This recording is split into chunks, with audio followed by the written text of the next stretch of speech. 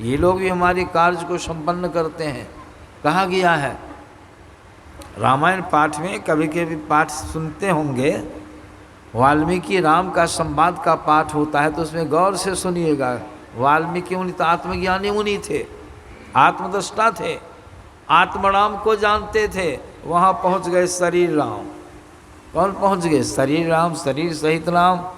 अब तो फकत राम को हर जगह देख रहे हैं, और शरीर में राम, शरीर पहन के राम वहाँ चले गए। लेकिन वाल्मीकि मुनि चिन्ह है कि नहीं? चिन्ह है कि नहीं? वहाँ पहुँच करके राम जी वाल्मीकि मुनि कहते, हे मुनि हम कहाँ रहें, हमको रहने की जगह बतलाइए, वनवास का समय है, पिताजी की आज्ञा है, 14 वर्षों तक वनवास है, जंगल में रहना, देखिए हमको कोई जगह बताइए। वाल्मीकि मुनि सोचने लगे कि बहुत तेज हैं भगवान, हमको कहते हैं जगह बताइए, हमको टेबने के लिए आए। अच्छा जगह बताइए, क्या जगह बताए, क्या जगह बताए, क्या कहते हैं? पहले वो तो आत्मज्ञानी थे, उनको तो दिखाई हर जगह राम, हर जगह राम। अब बीच में थोड़ा शरीर बन गया, आवरण लग गया, अब भीतर में कौन है? वही राम है, दूसरा है। शरीर नहीं था तो भी राम, और शरीर आया तो भी राम है कि नहीं? घैला में यहाँ मेटिया रख दीजिए, मेटिया रख दीजिए, बाहरों में हवा, अभी हवा है कि नहीं? हवा में बैठे हैं, आकाश में शून्य में बैठे हैं। मेटिया में पहले से सुन, अब मेटिया ला में सुन, तो कौन सुन है? यही सुन है कि दूसरा है? 2 कोस ले जाइए मेटिया को, 2 कोस हवे में मेटिया जा रही है।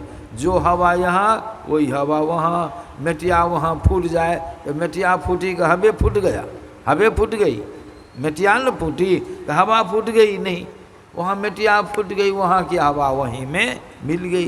तो भगवान आए हैं तो आए, भगवान कहीं आते जाते हैं, पहले से थे और शरीर से आए, राम रूप धारण करके आए। हमको पूछते मुनि जी को, हमको रहने की जगह बताए।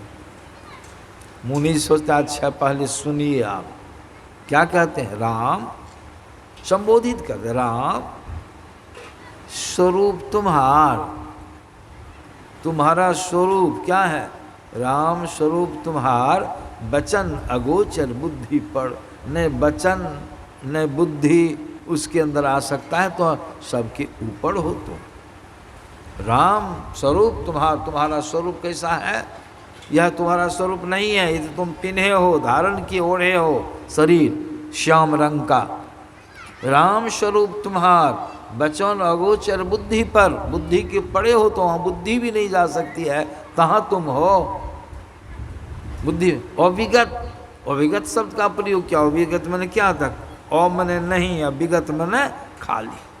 तुमसे कोई जगह खाली नहीं, किसको कहते हैं? बिचारिए तो देह राम को कहते हैं। देह तो एक जगह निश्चित है, देह तो एक ही जगह है, लेकिन देह में जो राम बोलने वाला है, देह में भी अगल बगल सगरे वही राम है। उनको झलक रहा, इसलिए कहा तुम्हारा स्वरूप ऐसा है कि तुमसे कोई जगह खाली नहीं। फिर कहते हो हमको रहने की जगह बताओ, तुम तो हर जगह है, ये है जगह क्या बतावे? कितना बढ़िया ज्ञान है, कैसा ठोस ज्ञान है। वचन अगोचर बुद्धि पर, अविगत कथा पार, नेत नेत नित निगम कह। निगम मने वेद का कहना है तुम्हारा अंत नहीं है, तुम्हारा जिसका अंत नहीं है इस यहाँ पर नहीं होगा वो सब जगह। अंत में कहते कहते वहीं पर कहा उन्होंने, हे राम जग पेखन तुम देखन हारे, विधि हरि शंभु न चावन हारे, अतएव न जान ही मरम तुम्हारे, और तुम्हें कोई जान न हारे। ब्रह्मा विष्णु को तुम न चाहते हो तो तीनों देवता को, वो देवता भी तुम्हारे रहस्य को नहीं जानता है, तुमको और जानने वाला कौन है?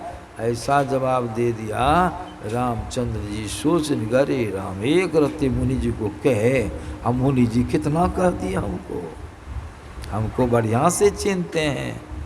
आज उसको शरीर का ज्ञान है, सगुने का ज्ञान है, आराम भगवान गधा बन के आ जाए यहाँ तो हम लोग तो डंटे से खबर लेंगे कि नहीं? कहिए। जिसको शरीर का ज्ञान है, शिव राम ऐसे हैं, वो राम कहीं गधा बन के, कुत्ते बन के आ जाए हम लोग को जांचने के लिए, कुत्ता शरीर, तो हम लोग बिना मारे छोड़ेंगे? यहाँ घुस जाए तो दो चार चिन्हे राम को नहीं, राम को नहीं चिन्ह पाए। तो रामचंद्र जी अंत में कहते कहते वाल्मीकि मुनि क्या कहते हैं सो देखिए, इतनी बातें तो कह दी, अंत में आप क्या कहते हो? हे राम पूछहु मोही कि रहूं कह, तुम हमको पूछते हो कहाँ रहें। अब हम ही तुमको पूछते हैं, पूछने में तो लज्जा लगती है, पूछे बिना मन नहीं मानता है, हम ही पूछते हैं। क्या पूछें? कहते हैं पूछहु मोही कि रहूं कह, मैं पूछ सकूं जहाँ न हो तहाँ देहु कही, और तुम्हें बताऊं ठाव। क्या करें? अब राम को ही कहते तुम जहाँ नहीं हो जगह तुम ही खोज के हमको बोलो कि हम फलना जगह में सनहा गाँव में नहीं है। चलो तो सनहे गाँव में तुम कुटी बना के रहो, तुम तो सब जगह हो, हमको तो सब जगह तुम झलकते हो। अगर तुम फिर कहते हो कहाँ रहें, तुम ही कहो कहाँ नहीं हो। भगवान चुप हुए से चुप रहा। अरे राम, मतलब क्या हुआ? मुनि जी आत्मज्ञानी थे, मुनि जी आत्मराम को जानते थे, वहाँ राम पहुँचे। इसलिए मैंने कहा ब्रह्मा विष्णु महादेव तीनों को नचाने वाले एक ईश्वर परमात्मा हैं, वही हैं विश्वकर्मा असली। वो कौन विश्वकर्मा है? जिन्होंने सबको बनाया, विश्व को बनाया, धरती बनाया, सूर्य बनाया। ये कौन विश्वकर्मा बनाया? आकाश बनाया। ये घास वृक्ष को किसने उत्पन्न किया? परमात्मा ने। अब विश्वकर्मा जी को किसने बनाया? ये भी जान लीजिए। वो विश्वकर्मा जी को उत्पन्न करने वाले कौन है? वही राम, वही ईश्वर, वही परमात्मा। सही है कि गलत है? बात सही है कि गलत है? वही विश्वकर्मा। तब उनकी भी पूजा पाठ लोग करते हैं। बढ़िया बात उसको कीजिए, ठीक ठाक। अब पाठ में सुने हैं, देखिए देवता कहाँ हैं? देवता की आराधना करते हैं, बाहर में मंदिर बनाते हैं, शिवालय बनाते हैं, बनाना चाहिए सत्संग भजन ध्यान करने के लिए। लेकिन अभी शिव शंकरी तंत्र के श्लोक को आपने श्रवण किया, भगवान शिव की वाणी क्या कहते हैं? भगवान शिव जी कहते हैं देयस्थाः सर्वविद्याश्च देयस्थाः सर्वदेवताः देयस्थाः सर्वतीर्थानि लेकिन गुरुवाक्य न लभ्यते। श्री सद्गुरु महाराज की जय। देयस्था मतलब क्या हुआ? भगवान शंकर कहते हैं, उनकी वाणी मानिएगा कि नहीं? देह में स्थित सब विद्याएं हैं, सारी विद्याएं, 14 किस्म की विद्याएं होती हैं, सारी विद्याएं इसके अंदर, आपके अंदर, हमारे अंदर, सब के अंदर। देशस्था सर्वविद्याश्च देयस्था सर्वदेवता। जितने देवताओं का नाम सुनते सब देवता आपके देह के अंदर में विराजमान। देख बुझते हैं, बहुत लोग जानते हैं कि देह में सब देवता है। अब भगवान शिव हम लोग को बता रहे, सत्संग सुनिएगा तब न ज्ञान होगा। देयस्था सर्वदेवता। और रामायण जी को भी पढ़िएगा तो रामायण जी में भी तुलसीदास जी महाराज ने बतलाया है क्या? इंद्री द्वार झरोखा नाना, इंद्री द्वार झरोखा नाना, तह तह सुर बैठ ही करी थाना। क्या मतलब हुआ? इंद्रियों का जितना दरवाज़ा है उस सब द्वार पर एक मुख्य देवता थाना बना करके अपने अधीनस्थ देवताओं के साथ विराजमान। इंद्रियों के कितने घाट हैं? 9-10 इंद्रियां। सब जगह देवताओं का वास है, सूक्ष्म रूप से आपको दिखाई नहीं पड़ता है। और थाना बना के, थाना में देखे हैं एक थाना प्रभारी होते हैं और उसके अधीन कितने लोग होते हैं? क्या क्या आप ही लोग जानते हैं? सबकी संख्या कितनी होती है एक थाना? उतने एक सब इंद्रियों, 10 इंद्रियां, मन बुद्धि चित्त अहंकार 14 इंद्रियां हैं। कितने देवता लोग हैं, विचारिए ना आप, सब आपके अंदर में। आज विश्वकर्मा पूजा के अवसर पर बहुत जगह कीर्तन सब भी लोग गवाते हैं। कीर्तनिया लोग आते हैं, कीर्तन गवाते हैं, ख्याल कीजिएगा कीर्तन में लोग क्या गाते हैं, पहले दोहा एक दो दोहा गाते हैं। क्या कहते हैं दोहा में? सदा भवानी दाहिनी सन्मुख रहे गणेश, पांच देव मेरी रक्षा करे ब्रह्मा विष्णु महेश। क्या मतलब हुआ? गा तो दिया, प्रसाद खा के चला गया, मर्थ बुझा, क्या मतलब हुआ? सदा, सदा मन हमेशा, सदा मन हमेशा। भवानी दाहिनी, भवानी भगवती, दुर्गा काली, दाहिनी दाहिना भाग में, शरीर के दाहिना भाग में भगवती का वास है। चाहे पूजिए कि नहीं पूजिए, उसको रहना है, प्रभु का नियम है। सदा भवानी दाहिनी सन्मुख, सन्मुख अभी बैठे हैं हमारे सामने आप लोग हैं, लेकिन मस्तक के सामने क्या है? नीचे गुदा मार्ग, गुदा मार्ग कहते हैं पैखाना मार्ग को, उसका नाम है मूलाधार चक्र, मूल स्थान है, उसी पर भार दे के बैठे हैं। अंदर में कुंडलनी है, और उस कुंडलनी में किसका वास है? गणेश जी का। तो दो देवता हो गए, दाहिना भाग भगवती, गुदा मार्ग मूलाधार चक्र में वहाँ गणेश जी का वास है।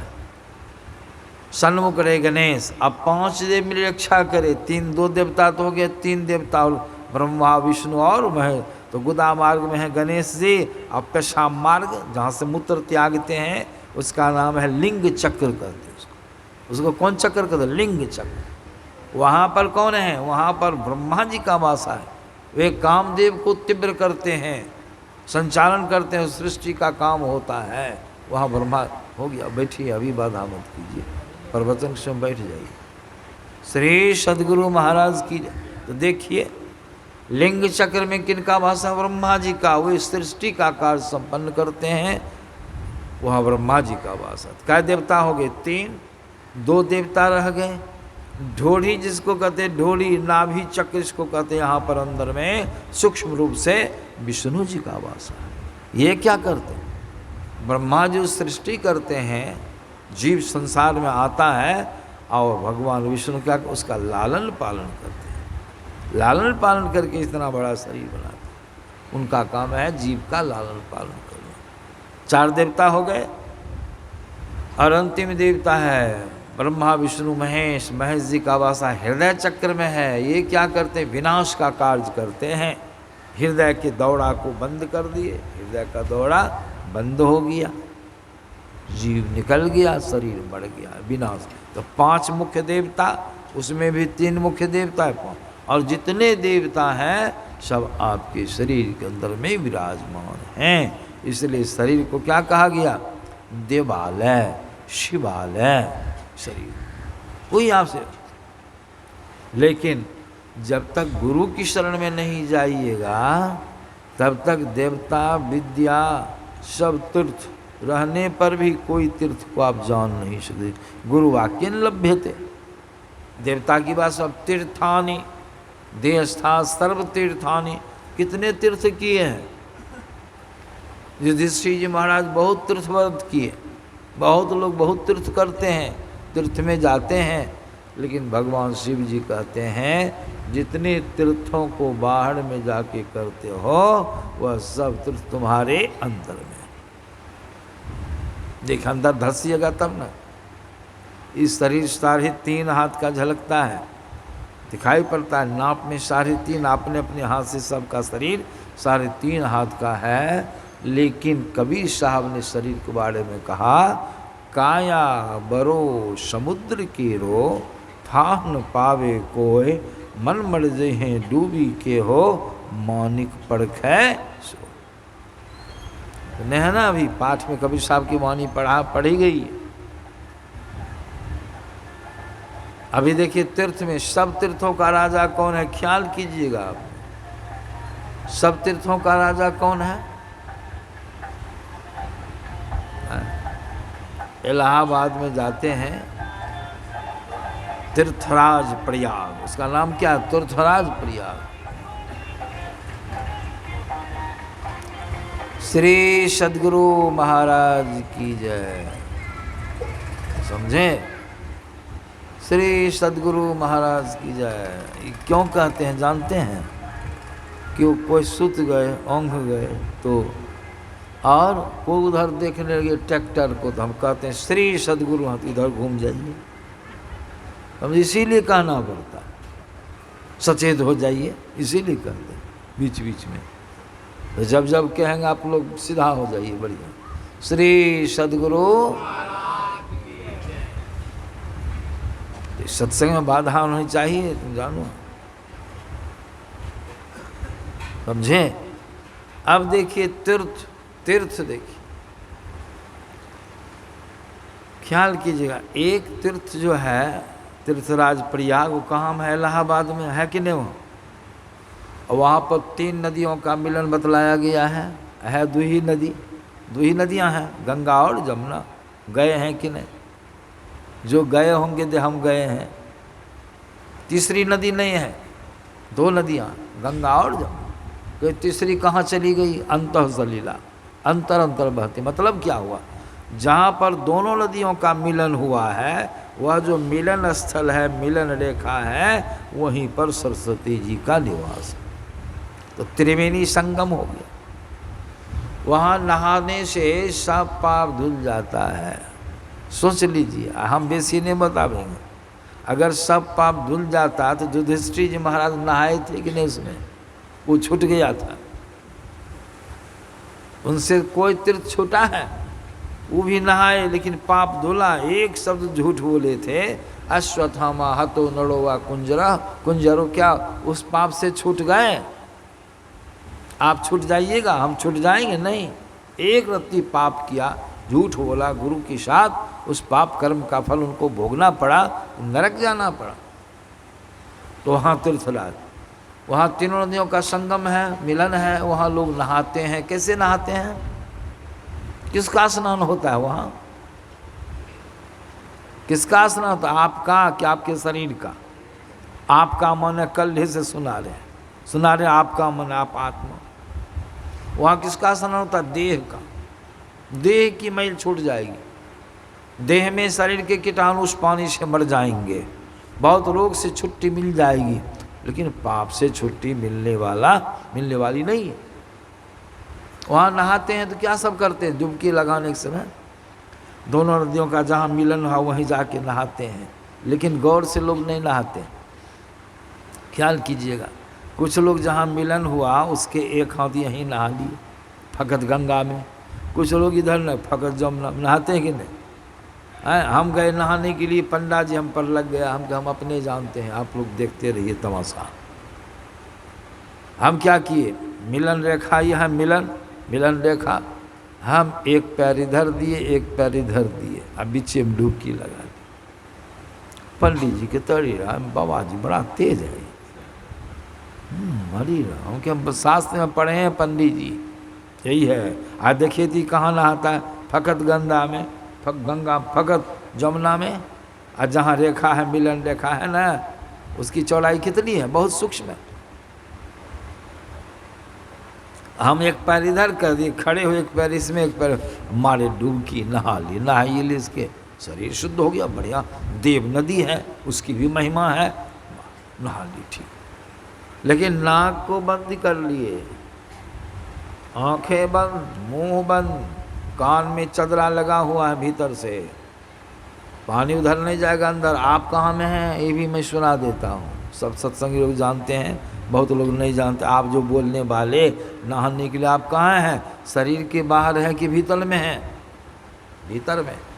कहाँ में है? जहाँ से हर चीज़ का एक्शन लेते हैं आप, हर चीज़ पर तारतम्य करते हैं, वो स्थान यही माइंड, इसको लोग माइंड कहते हैं, पढ़े लिखे, इसको सुखमना कहते हैं, समझे। आप दोनों आँखों के बीच में हैं। हमारे बाबा देखिए कितना सुंदर तिलक लगाए हैं, वो तिलक में देखिए गौर से 3 रंग का चिन्ह है, इधर इधर 2 रंग, और बीच में ललका, बीच में लाल है ना, ये है गंगा, ये है जमुना, बीच में है सरस्वती। भले हम तिलक नहीं लगाए हैं, लेकिन तिलक की बड़ी महिमा है, तिलक की बड़ी महिमा है। बाबा लगाए, बहुत अच्छा लगता है, लेकिन संकेत है, चिन्ह है, इधर दाईं और गंगा, बाईं और वो भी सुन लीजिएगा, समझे। तो चुटके दोनों का बीच जहाँ देखिए तीनों का मिलन हुआ है यहाँ, वहीं पर जीव का वासा है आपका अंदर में। तो डुबकी मारे तो आपके तक जहाँ तक आप हैं वहाँ पानी गया, आपका स्नान हुआ नहीं हुआ, देह का स्नान, आप तो रहिए गए। कबीर साहब की वाणी में आया है, नैनो माही मन बसै निखस जात न ठौर, गुरु गंभीर बताइया सब संतन सिर मोर। दोनों आँखों के बीच में आप जीव निवास करते हैं, वहाँ पानी नहीं गया, वहाँ देह का स्नान हो। आप छोड़िए उसको, अब आइए। और दूसरी त्रिवेणी क्या है, कल पाठ हुआ था सत्संग ये हो रहा है, सुभाष बाबू करा रहे हैं, सुभाष बाबू करा रहे हैं, यहाँ पर सत्संग हो रहा है। इसमें तुलसीदास जी महाराज की वाणी कौन नहीं मानिएगा। तुलसीदास जी महाराज कहते हैं, सुनी समझहि जन मुदित मन, मज्जहि अति अनुराग, लहि चारि फल तनु साधु समाजु प्रयाग। प्रयाग शब्द आया, एक प्रयाग इलाहाबाद में, दूसरी प्रयाग यहाँ सत्संग आपके गांव सनहा गाँव, ये बगीचा में है। इसमें भी गंगा जमुना दो धारे हैं, सरस्वती तीनों धारा बह रही है, वो भी सुन लीजिए। तुलसीदास जी महाराज का प्रबंध है, क्या कहते हैं इस सत्संग में, राम भगत जहाँ सुर सरी धारा, सरसई ब्रह्म विचार है, सरसई ब्रह्म विचार प्रचारा, विधि निषेध में कलिमल हरणी, अकर्म कथा रविनंदनी। मतलब क्या हुआ, गंगा की धारा क्या है, सगुन राम का प्रवचन, सगुन राम की चर्चा। सगुन क्या हुआ, प्रगट, गंगा की धारा यहाँ भी बह रही। सरसई ब्रह्म विचार प्रचारा, सरसई माने सरस्वती की धारा क्या है, अंतः सलीला है। निर्गुण, निर्गुण, निर्गुण गुप्त है और व्यक्त है, सरगुण प्रगट है। निर्गुण अंदर में बोलने वाला, निर्गुण अंदर में है, अंतः सलीला है, वही है ये सरस्वती की। राम भगत जहाँ सुरसरी धारा, सरसई ब्रह्म विचार प्रचारा, अब विधि निषेध में कलिमल हरणी।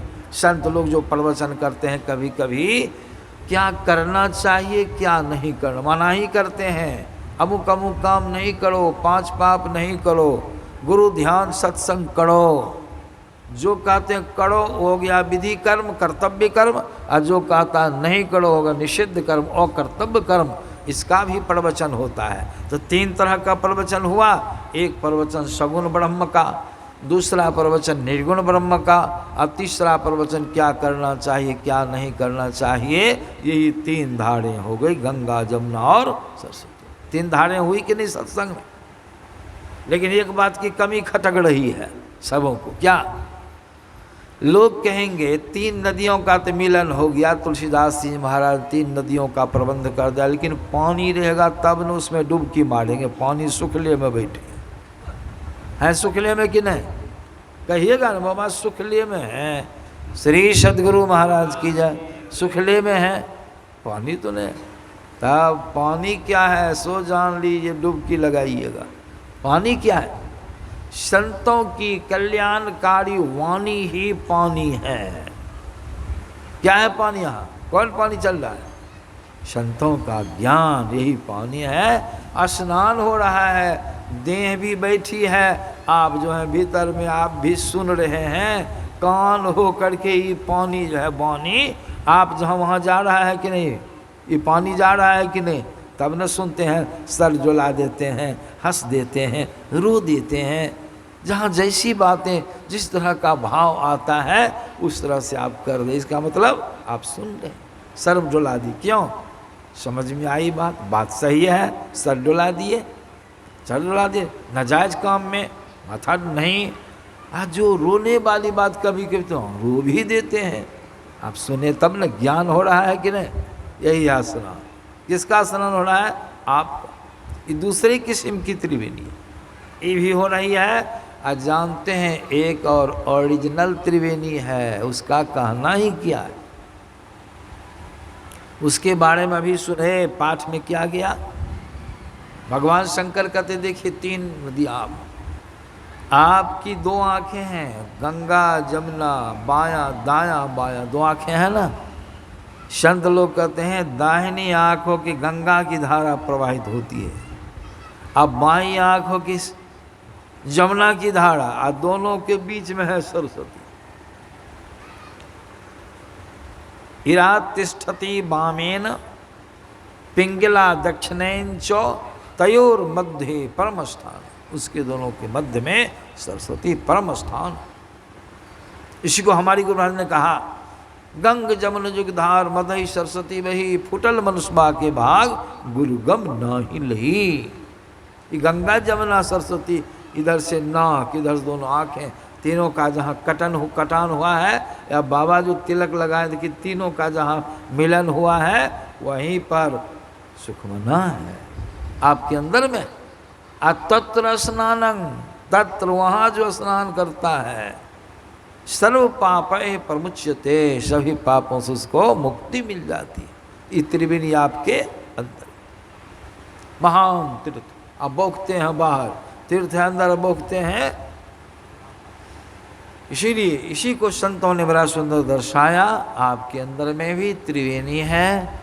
दाईं आँख उसको कहते इंगला, दाईं आँख इंगला, बाईं आँख को पिंगला, बीच में सरस्वती। दाईं आँख को गंगा, बाईं आँख को जमुना, बीच में सुखमना, एक ही बात। इसको दाईं आँख में जो धारा है उसको कहते हैं सूर्य धार, सूर्य नारी। बाईं आँख में धारा है उसको क्या कहते, चंद्र नारी, चंद्र नारी शीतलता। दाईं आँख में गर्मी की धारा, बाईं आँख में ठंडी की धारा, पॉजिटिव और निगेटिव सब है। इसी पर बिजली सब बनाया है वैज्ञानिकों ने। पहले भगवान बनाया, और दोनों तार को जोड़ दीजिए, इंगला पिंगला, गंगा जमुना, सूर्य चंद्र, पॉजिटिव, ये दोनों तार को जोड़िए। लेकिन जोड़िएगा किसे, बिना गुरु से जुक्ति जाने, जुक्ति जान के जोड़ना पड़ता है। जुक्ति जान के जोड़िएगा, यही है भजन, राम का भजन, असली भजन यही है। इसी को भगवान राम ने कहा, और एक गुप्त मत सभी कहो कर जोड़ी, शंकर भजन बिना नर भक्ति न पावे। यही जोड़, कर जोड़ी, दोनों किरणों को जोड़ो, उनका संकेत यही है। यही है कल्याणकारी भजन है। यह भजन जो करेगा राम भगवान को, मेरी भक्ति इसको मिलेगी। यही है त्रिवेणी स्नान। अंदर में त्रिवेणी स्नान ध्यान के बाद सब पापों से आपको छुट्टी मिल जाएगी। इसलिए यह तीसरी त्रिवेणी है। आप तीनों त्रिवेणी के विषय में सुन लिए, सब आपके शरीर के अंदर। बिंदुनाद महालिंगम शिव शक्ति निकेतनम, देहं शिवालयं प्रोक्तं, सिद्धिदं सर्वदेही नाम। सबको देह में सिद्धि मिलती है। बाबा कबीर की वाणी भी सुने। अब तो समय कम है, हो गया 9 बज गया है, तो बाबा कबीर के मन लाल लाल जो सब कोई कहे, सबकी गांठी लाल, आ गांठी खोल के पड़खे नहीं तासो। मतलब ईश्वर ईश्वर, परमात्मा परमात्मा चिल्लाते हैं, कहाँ में परमात्मा? आपकी गट्ठड़ में, आपकी गिरह में। जड़ चेतन की गिरह है, उसी में परमात्मा छिपे हैं। जब तक जड़ में से चेतन को नहीं हटाइएगा, जब तक जीव जड़ से शरीर से अलग नहीं होगा, तो राम का दर्शन उसको नहीं होगा। इसको दोपहर में सुनेंगे। अभी सुन लेते, बड़ा सुंदर एक प्रसंग। कौन सुना रहे थे प्रसंग? बड़ा बढ़िया। परमात्मा, ईश्वर, ये सब बात दोपहर में हम सुनावेंगे आप लोगों को। ख्याल है अभी का सत्संग मेरे ख्याल से 9 बज गया है। फिर पूजा पाठ में भी लोग करेंगे, तो अभी का सत्संग यहीं पर विसर्जित किया जाता है। अब कबीर साहब की वाणी रह गई है, और ये जो पाठ होगा अपराह्न काल के सत्संग में आप लोग आइएगा। जितने लोग आए हैं, गुरु महाराज कहते थे एक सत्संगी को कम से कम 9 सत्संगी बनाना चाहिए। अब बेसी जितना, वो 9 को भी ज्ञान होगा। संत मत का ज्ञान तो ध्यान करेगा, कल्याण बाहर का भटकाव छूटेगा। और सत्संग में आए तो एक सत्संग कम 9 सत्संगी को लेके आइए। सत्संगी माने बुझे, जो धार्मिक आदमी है, सुनने वाले, उसको लाइए। एक सत्संगी 9 सत्संगी को लाए, तो कितने सत्संगी हैं? क्या होगा? अब तो भूले को घर लावे, और सोजन हमको भाव। भूले भंगठे को जो रास्ता दिखा देता है, परमात्मा उस पर प्रसन्न होते हैं। तो सबको सूचना दे दीजिएगा, ऐसा मौका फिर बार बार लगने वाला नहीं है। परे साल से हमारे सुभाष बाबू सत्संग के लिए कह रहे थे अस्थिर, समझे? तो अब समय हुआ, आइएगा। तो अभी मैं विश्राम करता हूँ, विराम देता हूँ। अब हारमोनियम सामने में आगे एक भजन में सुना देता हूँ। श्री सद्गुरु महाराज बचाने वाले